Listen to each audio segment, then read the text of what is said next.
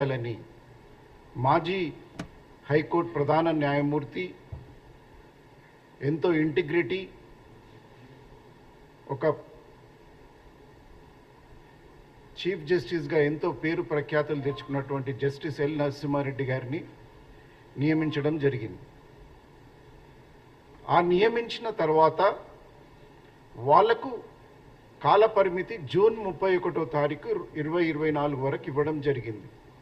అంతలోపు ఆ కమిషన్ యొక్క రిపోర్ట్ను రాష్ట్ర ప్రభుత్వానికి ఇవ్వడానికి సూచించబడింది. దాంట్లో భాగంగా ఆ కమిషన్ చైర్మన్ అయినటువంటి జస్టిస్ నరసింహారెడ్డి గారు 28 మంది అధికారులు వివిధ హోదాలో ఉన్నటువంటి వారికి ఆ రోజు దీంట్లో ప్రమేయం ఉన్న వ్యక్తులకు అందరికీ కూడా లేఖలు రాయడం జరిగింది. ఆ 28 మందిలో కూడా మాజీ ముఖ్యమంత్రి అయినటువంటి కేసీఆర్ గారికి కూడా రాయడం జరిగింది. ఆ లేఖలో నోటీస్ అనే పదం ఎక్కడ లేదు. కేవలం ఈ విచారణ అంశం, విచారణ యొక్క ముఖ్య ఉద్దేశం, విచారణలోకి కావలసిన వారి దగ్గర నుండి సమాధానం ఇవ్వమని కమిషన్ కోరడం జరిగింది. కానీ దురదృష్టకరం, 10 సంవత్సరాలు తెలంగాణ రాష్ట్రానికి ముఖ్యమంత్రిగా ఉండి తనకు బాధ్యతలు తెలిసినటువంటి వ్యక్తి కమిషన్ చైర్మనే లేకుండా కమిషన్నే క్లోజ్ చేయి, కమిషన్ చైర్మన్గా రాజీనామా చేయమని చెప్పి కేసీఆర్ గారు దానికి 12 పేజీల లేఖ జవాబును కమిషన్కి ఇవ్వడం జరిగింది. నేను మీ ద్వారా కేసీఆర్ గారిని కానీ ఆ రోజు ఉన్నటువంటి విద్యుత్ శాఖ మంత్రి ఉన్నటువంటి జగదీశ్వర్ రెడ్డిని కానీ నేను ఒకటే అడుగుతున్నాను. మాకు తెలిసిన సమాచార ప్రకారం 2014లో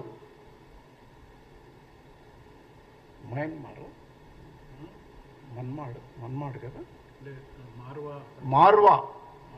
మార్వా థర్మల్ పవర్ అనేది అండర్ కన్స్ట్రక్షన్లో ఉన్నటువంటి దానితోటి రాష్ట్ర ప్రభుత్వం ఎంఓయూ చేసుకున్నది విద్యుత్ కొనుగోలు కోసమని, ఇక్కడ విద్యుత్ ఉత్పత్తి చేయాలని చెప్పి. కానీ దురదృష్టకరం, అక్కడ కన్స్ట్రక్షనే పూర్తి కాని దానితోటి ఎంఓయూ చేసుకోవడం అనేది ఎంతవరకు రాష్ట్ర ప్రభుత్వాన్ని సమంజసం దీన్ని అడ్జేస్తారు. దీన్ని కేసీఆర్ గారు దానికి వివరణ ఇవ్వాల్సింది పోయి ఇందులో జరిగినటువంటి నిజాలు ఈ ప్రజలకు తెలియజేయడానికి సహకరించాల్సింది పోయి కేవలం దురుద్దేశంతో రాష్ట్ర ప్రభుత్వం నాపై కక్ష సాధింపు చేస్తుందని చెప్పి అనడం ఎంతవరకు మీ ఇంగిత జ్ఞానం ఉందనేది నేను కేసీఆర్ గారిని మీ ద్వారా జగదీశ్వర్ రెడ్డిని అడుగుతున్నాను. అసలు ఈ కమిషన్ ఏర్పాటు చేయడానికి మూల కారణం అసెంబ్లీ సాక్షిగా అసెంబ్లీ వేదికలో జగదీశ్వర్ రెడ్డి గారు దీన్ని కమిషన్ వేయడానికని చెప్పి ఆన్ రికార్డ్ అసెంబ్లీ రికార్డులో ఉంది, కమిషన్ వేయమని తనే అడిగాడు. అడిగినప్పుడు నువ్వు దానికి సమాధానాలు ఇవ్వాల్సింది. నీకు 3 రూపాయల చిల్లర తోటి నువ్వు ఎంఓయూ చేసుకున్న దాన్ని ఈరోజు 6 రూపాయల వరకు వస్తుంది, కనీసం 5 రూపాయల 90 పైసల వరకు వస్తుంది. అంటే ఇన్ని వేల కోట్ల రూపాయలు రాష్ట్ర ప్రభుత్వానికి ఖజానాకు జరుగుతుంటే సంవత్సరానికి 6,000 కోట్లు యాన్యువల్ ఇంట్రెస్ట్ కట్టడం అనేది ఎంతవరకు సమంజసం? వాళ్ళు తెప్పిన ప్రకారంగా ఈ 24 ఆగస్టు వరకు యాదాద్రి పవర్ స్టేషన్ అనేది కంప్లీట్ కావాలి. కనీసం 60% వర్క్ కూడా జరగలేదు అక్కడ. బొగ్గు సరఫరాకు ప్రతిరోజు ఒక రైల్వే బోగిలా ఒక మొత్తం ట్రైన్ బోగిలతోటి సహా బొగ్గు కావాల్సిన అవసరం ఉంది. దానికి 12 కిలోమీటర్ల లైన్ వేయాల్సిన అవసరం ఉంది. ఆ 12 కిలోమీటర్ లైన్ ఇంతవరకు కూడా లైన్ క్లియర్ కాలేదు ఇప్పటివరకు. అలాంటిది నీకు ఈ ఆగస్ట్ వరకు ఎలా పూర్తవుతుంది? నీ చిత్తశుద్ధి ఉంటే ఈరోజు జగదీశ్వర్ రెడ్డిని కానీ లేకపోతే ఇంకెవరినన్నా మీ తరఫున పంపియండి. అన్ని వివరాలు కూడా ఇందులో మేము సేకరించినాం. మీతోటి మాట్లాడడానికి మీతోటి డిబేట్ చేయడానికి, మీరు చేసిన అక్రమాలు ప్రూవ్ చేయడానికి తెలంగాణ రాష్ట్ర కాంగ్రెస్ కమిటీ సిద్ధంగా ఉందని మీకు నేను తెలియజేస్తున్నాను. ఇందులో ఉన్నటువంటి కొన్ని లీగల్ ఆస్పెక్ట్స్ ఉన్నాయి. ఈ లీగల్ ఆస్పెక్ట్స్ని మన సీనియర్ న్యాయవాది అయినటువంటి దామోదర్ రెడ్డి గారు కూడా వారు వివరిస్తారు.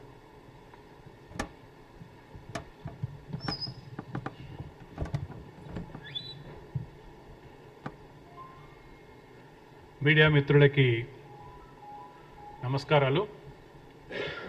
ఇందాక మా మిత్రులు పిసిసి ఉపాధ్యక్షులు వినోద్ రెడ్డి గారు ఈనాటి సబ్జెక్టు గురించి క్లుప్తంగా చెప్పడం జరిగింది. 2-3 రోజులుగా పత్రికలలో వస్తున్న వార్తలు, ప్రత్యేకించి జస్టిస్ ఎల్ నరసింహారెడ్డి గారి జ్యుడిషియల్ కమిషన్ తెలంగాణ పవర్ సెక్టార్లో జరిగిన ఇర్రెగ్యులారిటీసు, మిస్అప్రాపరేషన్, దీని మీద ప్రోబ్ చేయడానికని వేసిన కమిషన్ మార్చి నుంచి ఫంక్షనింగ్లో ఉంది. మార్చి 13 నుంచి కమెన్స్ అయిన ఈ కమిషన్ యొక్క వర్క్ని అన్ని రికార్డులు వెరిఫై చేయడం, తర్వాత అవసరమైన ఆఫీసర్లందరికీ లెటర్లు అడ్రస్ చేసి వివరాలు ఇవ్వండి, కావాల్సిన వివరాలని సేకరించడం కోసం అడిగిన వివరాలను ఇవ్వండి అని చెప్పేసి అందరికీ రాస్తే దాదాపు అందరు అధికారులు సహకరిస్తూ వస్తున్నారు. కానీ అదే క్రమంలో మిత్రులు చెప్పినట్టుగా కేసీఆర్ గారికి నోటీస్ పంపించలేదు. ఆ పదమే తప్పు. నోటీస్ ఇచ్చిండ్రు అని చెప్తా ఉన్నారు. అది ఒక లెటర్ మాత్రమే అడ్రస్ చేయబడింది. ఈ కమిషన్ ఎందుకు వేసాము, ఈ కమిషన్ పరిధిలో ఉన్న అంశాలేంటి, వీటి మీద మీ వివరణ కావాలి. ఆనాటి ముఖ్యమంత్రి 2014 నుంచి 2023 వరకు జరిగిన పవర్ సెక్టార్లో జరిగిన పవర్ పర్చేజింగ్ కానీ, Bhadradri Kothagudem power project construction కానీ, యాదాద్రి పవర్ ప్లాంట్ కన్స్ట్రక్షన్ కానీ, వీటికి సంబంధించిన ఎస్టిమేట్లు, టెండర్స్ పిలిచారా లేదా, టెండర్స్ లేకుండా ఇన్ని వేల కోట్ల రూపాయలని ఎలా ప్రజాధనాన్ని ట్రాన్స్ఫర్ చేస్తున్నారు, ఇది చట్టరీత్యా నేరం కాదా? వీటికి ఆన్సర్ చేయాల్సింది పోయి మీకు మీరు అమౌంట్స్ కూడా ఎస్టిమేట్స్ దాదాపు వేల కోట్లు పెరిగిపోయినాయి. ఇనిషియల్ కాస్ట్ ఒకటైతే భద్రాద్రి కొత్తగూడెం ప్రాజెక్ట్ కంప్లీట్ అయినాటికి అది 3 సంవత్సరాల్లో కంప్లీట్ చేస్తామని ఎస్టిమేట్ తయారు చేస్తే 7 సంవత్సరాలకు కానీ పూర్తి చేయలేదు. అలాగే యాదాద్రి పవర్ ప్రాజెక్ట్ కూడా వెంటనే పూర్తి చేయాల్సింది పోయి 2017లో మొదలుపెట్టి ఈ జూన్ కల్లా కమెన్స్ అయిపోయి ఉండాల. కానీ ఇప్పటికి అది కన్స్ట్రక్షన్లో ఉంది. బొగ్గు సప్లై చేయడానికి రైల్వే లైన్ కూడా వేయడం జరగలేదు. ఇది కమెన్స్ చేయాలంటే కనీసం ఒక 3-4 నెలలు ట్రయల్ రన్ కూడా ఉంటుంది. ఇవన్నిటినీ ఈ ప్రాజెక్ట్ కంప్లీట్ అవ్వాలంటే ఇంకా అనదర్ 6 నెలల్లో సంవత్సరమో మినిమంగా పట్టే పరిస్థితి ఉంది. ఈ కాస్ట్ ఆఫ్ కన్స్ట్రక్షన్ ఇవన్నీ కూడా పెరుగుతూ ఉన్నాయి. ఇంకొకటి ఏంటంటే వేరే రాష్ట్రాల్లో ఈచ్ మెగావాట్ ఇన్ఫ్రాస్ట్రక్చర్ తయారు చేయడానికి 1 మెగావాట్ తయారు చేయడానికి ఇన్ఫ్రాస్ట్రక్చరు ఏర్పాటు చేసుకోవడానికి జార్ఖండ్ ఇతరత్ర రాష్ట్రాలు 5.5 కోట్ల రూపాయలు ఖర్చు పెడితే మన రాష్ట్రం, మాజీ ముఖ్యమంత్రి కేసీఆర్ గారు 9.7 కోట్ల రూపాయలతో కన్స్ట్రక్షన్ చేసినాడు. సో దీంట్లో ఎంత వేరియేషనో మీరు గమనించాలా. 1 మెగావాట్ మీద దాదాపు 4 కోట్ల రూపాయల వ్యత్యాసం ఉంది వేరే రాష్ట్రాలతో పోల్చినప్పుడు. సరే, ఇవన్నీ మైన్యూట్ డీటెయిల్స్ పోకుండా మేము ఇవాళ పత్రికాముఖంగా గత ప్రభుత్వాన్ని, బీఆర్ఎస్ ప్రభుత్వాన్ని, ప్రత్యేకించి మాజీ ముఖ్యమంత్రి కేసీఆర్ గారు, మాజీ విద్యుత్ శాఖ మంత్రి జగదీశ్వర్ రెడ్డి గారు ఈ కమిషన్కి ఎందుకు సహకరించట్లేదు, నిజంగానే అవకతవకలు జరగలేదు, మిస్అప్రాపరేషన్ జరగలేదు, ఫ్రాడ్ జరగలేదు అని అనుకుంటే మీరెందుకు ఇలాంటి ఎదురుదాడి ప్రారంభించారు? కమిషన్ మీద ఎందుకు ఎదురుదాడి ప్రారంభించారు అనేది ఒకటి అడుగుతా ఉన్నా. దొంగతనం జరిగింది అనగానే మీరెందుకు భుజాలు తడుముకుంటున్నారు అంటున్నా నేను. వీళ్ళు అసలు పవర్ ప్రాజెక్ట్ కంప్లీట్ కాకముందే పెండింగ్లో ఉన్న ప్రాజెక్టుని విద్యుత్ సరఫరా అర్జెంటుగా అవసరం లేకపోయినా అగ్రిమెంట్ చేసుకొని 2014లో అగ్రిమెంట్ చేసుకుంటే 2017లో పవర్ సప్లై మొదలైంది. అంటే 3 సంవత్సరాల ముందు ఎందుకు అగ్రిమెంట్ చేసుకున్నారు? మార్వా థర్మల్ పవర్ ప్రాజెక్టు కన్స్ట్రక్షన్లో ఉన్నప్పుడు చేసుకోవాల్సిన అవసరం వచ్చింది. అదే ఎఫర్టు, అదే డబ్బులు ఈ రాష్ట్రంలో ఖర్చు పెడితే ఇవి అనుకున్న ప్రాజెక్టులు ఒక 5-6 ఏళ్ల కిందనే కంప్లీట్ అయిపోయేటి కదా. వీటి వెనకాలన్న ఆంతర్యాలు ఏంటి, ఆ మతలబులు ఏంటో ఇవన్నీ కూడా బయట పెట్టాలా, తెలంగాణ ప్రజలకు చెప్పాలనే ఒక ఉద్దేశంతోనే ఒక కాంగ్రెస్ పార్టీ ప్రభుత్వం అధికారం రాగానే దీని మీద ఒక వైట్ పేపర్ రిలీజ్ చేయడం జరిగింది. అసెంబ్లీలో చర్చ జరిగింది. ఆ తర్వాతనే కమిషన్ ఏం జరిగింది. ఈ కమిషన్ మీకు అందరికీ తెలుసు, సెంట్రల్ యాక్ట్ ప్రకారం చేశారు. దీన్ని కమిషన్స్ ఆఫ్ ఎంక్వైరీ యాక్ట్ కింద ఈ కమిషన్ వేయడం జరిగింది. ఈ కమిషన్కి స్పెషల్ పవర్స్ ఉంటాయి, ప్రివిలేజెస్ ఉంటాయి. ఈ కమిషన్ మీద ఎవరంతలో వాళ్ళు మాట్లాడడానికి, కమిషన్ వ్యతిరేకంగా ఎవరైనా మాట్లాడినా, కామెంట్స్ పెట్టినా, ఇవన్నీ కూడా కమిషన్ వ్యతిరేకంగా కమిషన్ని రెప్యుటేషన్ దెబ్బతీసే పద్ధతుల్లో కనుక కామెంట్స్ వస్తే, స్టేట్మెంట్స్ వస్తే అది పనిషబుల్ అనేది ఈ సెక్షన్లోనే ఉంది. సెక్షన్ 10A ప్రకారం ఎవరైనా కమిషన్ యొక్క రెప్యుటేషన్ దెబ్బతీయాలని ప్రయత్నం చేస్తే వాళ్ళు శిక్షార్హులు. 6 నెలల జైలు శిక్ష, ఫైన్తో సహా, లేదు 2 కూడా మరి వాళ్ళకి అగెనెస్ట్గా ఇంపోజ్ చేయడానికి అవకాశం ఉంది. ఈ విషయాన్ని గౌరవ మాజీ ముఖ్యమంత్రి కానీ జగదీశ్వర్ రెడ్డి గారు కానీ గమనంలో పెట్టుకోకపోతే భవిష్యత్తులో పరిణామాలు వాళ్ళకే తెలుస్తుంది. ప్రత్యేకించి ఇవాళ ఆయన రాసిన ఉత్తరంలో సబ్జెక్టు మీద వివరణ ఇవ్వడానికి బదులు మీ పత్రికల ద్వారానే వచ్చిన, యాక్చువల్గా కమిషన్ ముందు ఇవ్వగానే ఫస్ట్ మీడియాకే ఆ ఎక్స్ప్లెనేషన్, ఆ రిప్లై పోయినట్టుంది. అంటే ముందుగా మీడియాకి ఇచ్చే మరి కమిషన్కి ఇచ్చినా మాకైతే తెలియదు. కానీ చాలా ప్రముఖంగా అన్ని పేపర్లలో బ్యానర్ హెడ్డింగ్స్ పెట్టి పత్రికలు రాశాయి. దాంట్లో ఆయన చేసిన ఆరోపణలు చట్టవిరుద్ధంగా ఎంక్వైరీ కమిషన్ ఏర్పాటు చేశారు, కమిషన్ చైర్మన్గా విచారణ అర్హత కోల్పోయారు ఎల్ నరసింహారెడ్డి గారు, ఎలక్ట్రిసిటీ రెగ్యులేటరీ కమిషన్ అప్రూవల్ తర్వాతనే అగ్రిమెంట్ చేసినట్టుగా ఒక తప్పుడు సమాచారం ఇచ్చారు. ముఖ్యమంత్రి గారి, మాజీ ముఖ్యమంత్రి స్థాయిలో అలాంటి రాసుకోవడం నిజంగా దురదృష్టకరం. తర్వాత టెండర్ ప్రాసెస్ని అంటే రాజకీయ కక్షతోటే ఇది చేస్తున్నారు, నన్ను బదనాం చేయడానికే చేస్తున్నారని ఇవన్నీ రాసుకొచ్చినాడు.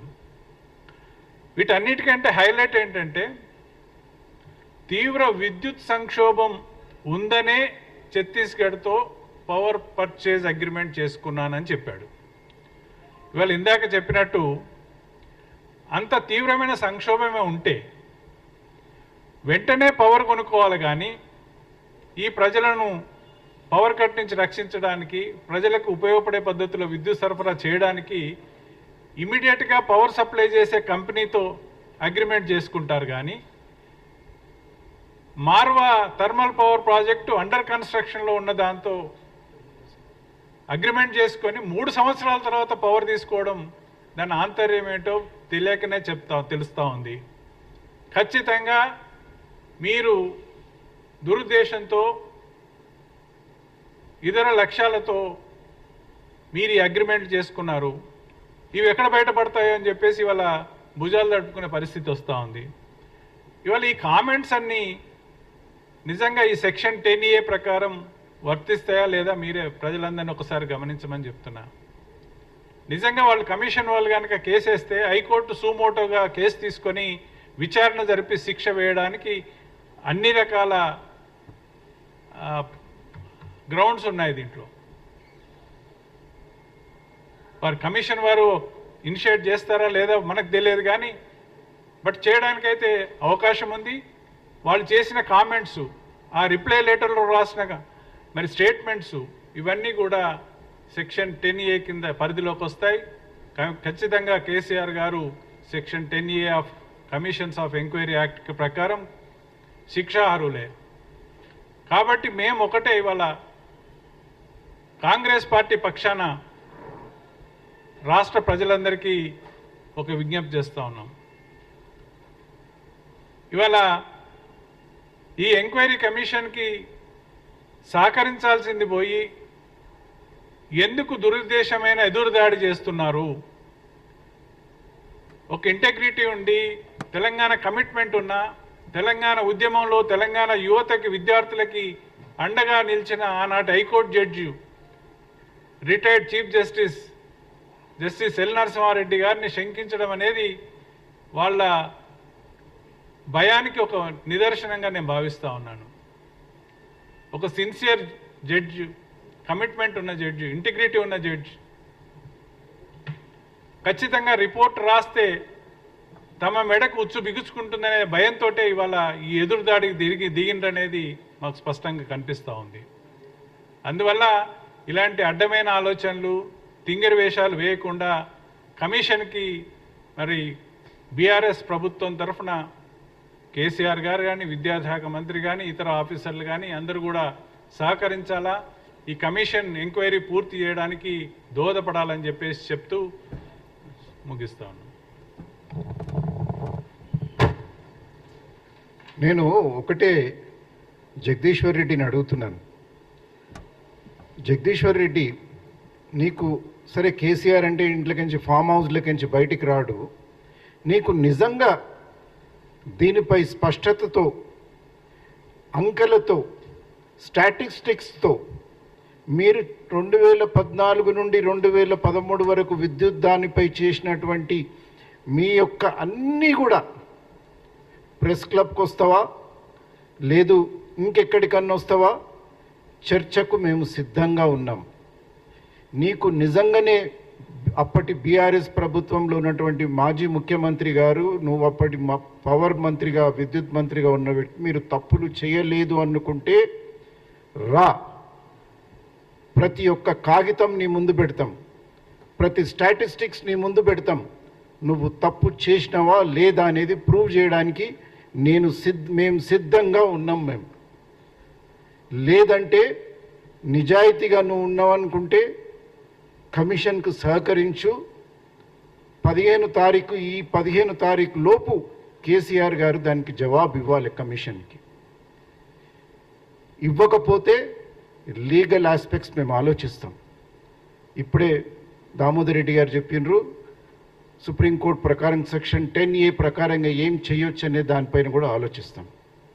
జగదీశ్వర్ రెడ్డికి నేను ఒకటే చెప్తున్నాను, ఆ భగవంతుడు తప్పించి నువ్వు ఇందులో నుండి తప్పించుకోలేవు. తప్పకుండా శిక్ష తప్పకుండా నువ్వు లోపలికి పోయే అవకాశం ఉంది. జాగ్రత్త అని నేను హెచ్చరిస్తున్నాను. చెప్పండి.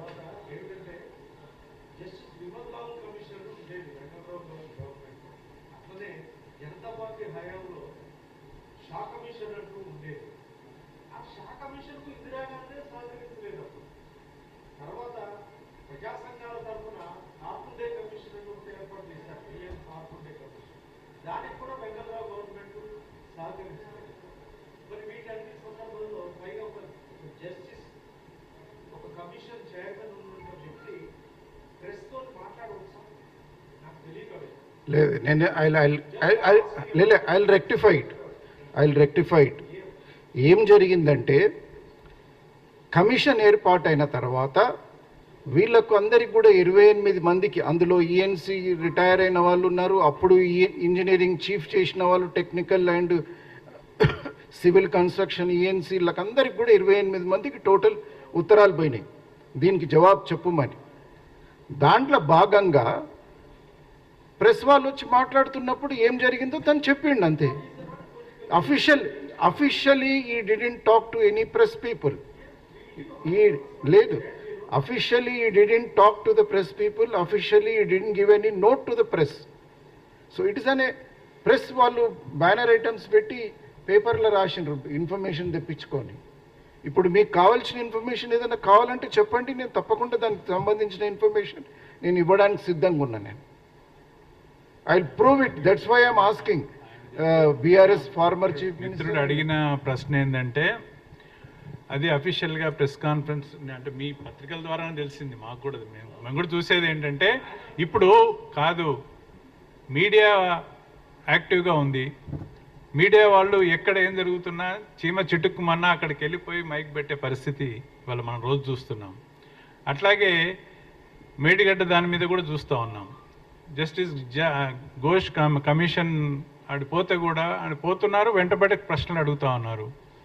ఎంతో కొంత మేరకు ఇప్పుడు జస్టిస్ ఎల్ నరసింహారెడ్డి గారు చేసిన కామెంట్లలో వీళ్ళు ఆపాదిస్తున్న అభియోగిస్తున్న అంశాలు ఒక్కటి కూడా అందులో లేదు. ఆయన అభిప్రాయాల్ని చెప్పలేదు. ఆయన క్లియర్గా మేము ఈ ఫైండింగ్కి వచ్చినాము, లేకపోతే ఈ కంక్లూజన్కి వచ్చినాము, మీ ఫ్రాడ్ జరిగింది, మీరు ఇట్లా మిస్అప్రాడ్ చేసిండ్రు, ఇర్రెగ్యులారిటీ జరిగినాయని ఆయన ఏం చెప్పలేదు. కాకుంటే కొన్ని ల్యాప్సెస్ నోటీస్ చేసినాం అనేది చెప్పాడు. అది రికార్డెడ్ ఎవిడెన్సే. ఇప్పుడు ఇందాక మేము చెప్పాము, మార్వా థర్మల్ పవర్ ప్రాజెక్ట్ అనేది వీళ్ళు అగ్రిమెంట్ చేశారు 2014లో November 3 అగ్రిమెంట్ చేసుకున్నారు. ఆనాటికి అది అండర్ కన్స్ట్రక్షన్ అనేది ఎవరికైనా తెలుస్తుంది. అగ్రిమెంట్ 2014లో చేసుకుంటే పవర్ సప్లై 2017లో ఎందుకు వచ్చింది అంటే అప్పటికి ప్రాజెక్ట్ పూర్తి కాలేదు. ఆ ప్రాజెక్ట్ను వీళ్ళే కట్టించుంటారు, ఆ తర్వాత పవర్ సప్లై తీసుకుంటారు, అంతే కదా. ప్రిజంప్షన్ అయితే అట్లే వస్తుంది కదా. ఎవరైనా కామన్ సెన్స్తో ఆలోచన చేస్తే 2014 అగ్రిమెంట్ చేసుకొని 2017లో పవర్ ఎట్లా తీసుకున్నారు? దీంట్లో ఉన్న మతలబ్ ఏంటో ఒకసారి చెప్పండి. టెండర్ ప్రాసెస్ పిలవలేదు ఎందుకంటే అర్జెన్సీ ఉంది, తెలంగాణ రాష్ట్రం అంతా చీకట్లో మగ్గిపోతూ ఉంది అని ఇవన్నీ పదాలను చెప్తా ఉన్నారు కదా. అంత తీవ్రత ఉంటే రెడీగా ఉన్న పవర్ కొనుక్కుంటారు, కానీ అండర్ కన్స్ట్రక్షన్లో ఉండే పవర్ ప్రాజెక్ట్తో అగ్రిమెంట్ చేసుకొని ఈ ప్రాసెస్ అంతా ఎందుకు మొదలు పెడతారు? ఈ 3 సంవత్సరాల కాలంలో ఓ 2-3 ప్రాజెక్టులు కూడా కట్టి ఉండొచ్చు. లేదు నీలాంటోడు నాలాంటోడు ఇండస్ట్రియలిస్ట్లో ఉన్న పిలిస్తే తలా ఒక సోలార్ ప్రాజెక్టు పెద్ద పెద్దవి కట్టి సప్లై చేసి ఉండేవాళ్ళు, నీ రిక్వైర్మెంట్ మీట్ అయ్యేది. ఇవాళ దాదాపు అంత ప్రైవేట్ ఫర్మ్స్ యొక్క అభిప్రాయం కూడా బయటకు వస్తూ ఉంది.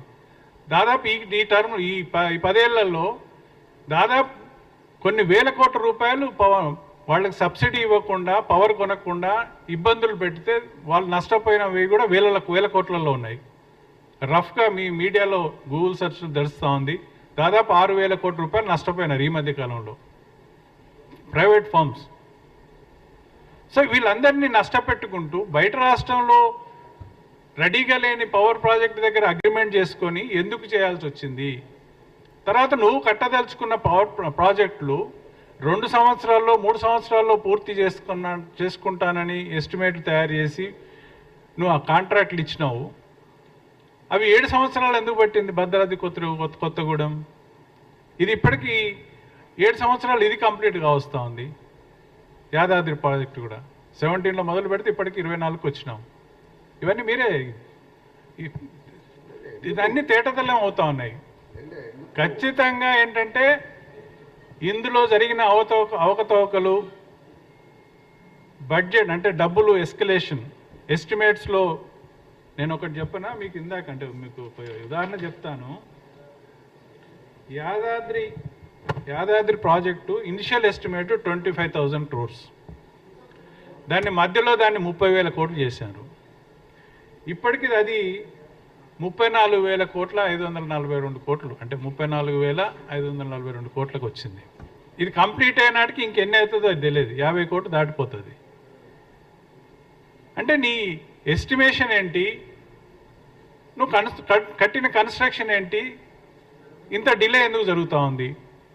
యాదాద్రి ప్రాజెక్టుకి సరే భద్రాద్రి కొత్తగూడెం ప్రాజెక్టుకి అంటే కరోనా అడ్డొచ్చింది, ఇంకేదో వచ్చింది అని సాకు చెప్తా ఉన్నాడు.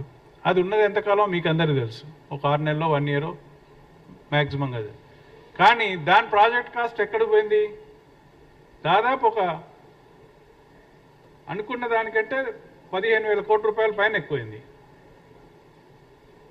ఇదంతా ఎవరి డబ్బులు? ప్రజాధనాన్ని ఇలా దుర్వినియోగం చేసినారు. ఎందుకు దుర్వినియోగం చేసినారు? దీనికి ఆన్సరబుల్ కాదా? ఎంక్వైరీ చేయడం తప్ప? ఈవెన్ అది కూడా 2017లో ఛత్తీస్గఢ్ దాంతో పవర్ ప్రాపర్గా సప్లై కాకపోయే పరిస్థితి వచ్చినప్పుడు పవర్ గ్రిడ్ కార్పొరేషన్ దగ్గరికి పోయి 1000 మెగావాట్స్ చేసి దాన్ని కొన్నారు. దాన్ని అగ్రిమెంట్ కూడా పవర్ గ్రిడ్ కార్పొరేషన్ తోటి, అంటే అక్కడేమో 1000 మెగావాట్లకి అగ్రిమెంట్ చేసుకున్నారు మార్వా థర్మల్ పవర్. అసలు పవర్ సప్లై లేదు అర్జెంటుగా అని చెప్పి అది పవర్ గ్రిడ్ కార్పొరేషన్ నుంచి వాళ్ళకి బుక్ చేసుకున్నారట ట్రాన్స్మిషన్ కోసం. అరే పవరే జనరేట్ కావట్లేదు, పవర్ గ్రిడ్ కార్పొరేషన్తో అగ్రిమెంట్ చేసుకొని 2000 మెగావాట్ల పవర్ ట్రాన్స్మిషన్ కోసం బుక్ చేసుకున్నామని చెప్తారు. ఏం లెక్కలు, అసలు ఇది ప్రభుత్వం నడిపినారా లేకపోతే కేసీఆర్ గారు ఎస్టేట్ నడిపినారా? నాకు అర్థమే కాలేదు. ఇవే కాదు, మేజర్ ప్రాజెక్టులు వేటికి కూడా టెండర్ ప్రాసెస్ని పిలవలేదు. నీకు మిషన్ భగీరథ తీసుకో, మిషన్ కాకతీయ తీసుకో. మిషన్ భగీరథను 18,000 కోట్లతో ఇనిషియల్ ఎస్టిమేషన్ వేసినారు. అది దాదాపు 43,000 కోట్లకు పోయింది. మిషన్ కాకతీయ డబ్బులు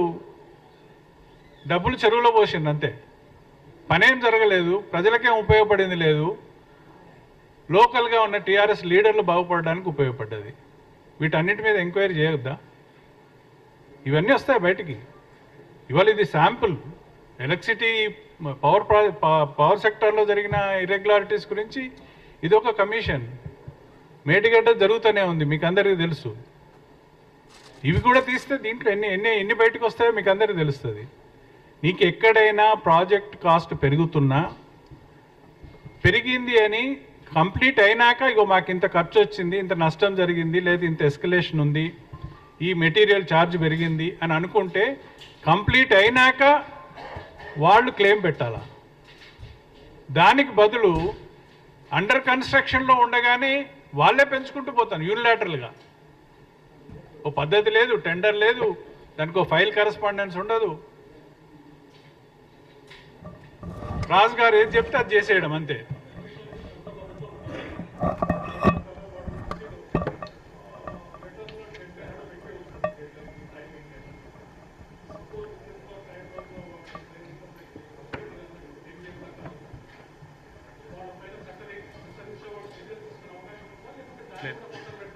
లేదు అంటే ఇది section 10A of commissions of enquiry act ప్రకారం కమిషన్ యొక్క రెప్యుటేషన్ దెబ్బతీయడానికి ఎవరైనా ప్రయత్నం చేస్తే, కామెంట్స్ చేసినా, స్టేట్మెంట్స్ చేసినా, ఏదన్నా వర్డ్స్ యూజ్ చేసినా దానికి వాళ్ళు శిక్షార్హులు.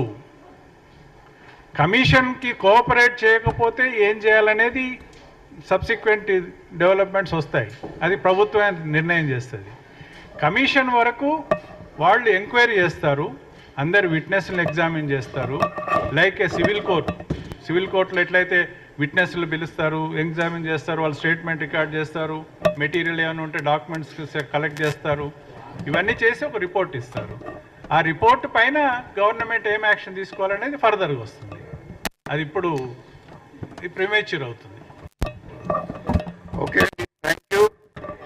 ఇది పబ్లిక్ కు సంబంధించి, తెలంగాణకు సంబంధించింది కాబట్టి మంచి కవరేజ్ ఇవ్వను రిక్వెస్ట్ చేస్తాను.